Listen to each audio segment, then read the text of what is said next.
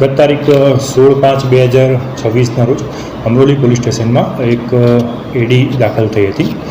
બનાવની વિગત એવી છે કે 15 તારીખની બપોરના અમરોલી જે બ્રિજ છે એના નીચે એક હીરાલાલ ચંપા ગરાસિયા કરીને જે મરણ જનાર છે એની ડેડ બોડી મળી હતી અને જે આધારે અમરોલી પોલીસ સ્ટેશનમાં પહેલાં એડી દાખલ થઈ હતી અને ત્યારબાદ એડીનું પોસ્ટમોર્ટમ કરાવતા ડૉક્ટરશ્રી દ્વારા જણાવવામાં આવેલ કે આમાં જે મરણ જનાર છે એને માથાના ભાગે ઇન્જરી થયેલ છે. જે આધારે પોલીસને સસ્પિશિયસ લાગતા પોલીસે આગળ તપાસ ચાલુ કરી હતી.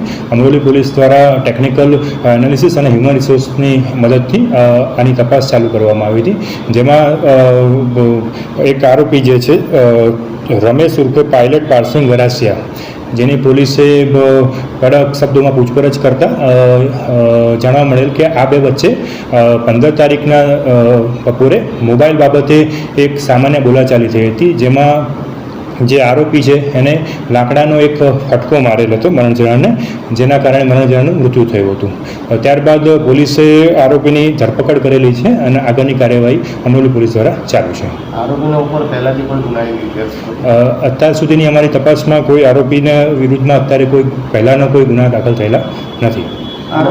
આરોપી શું કામ કરે?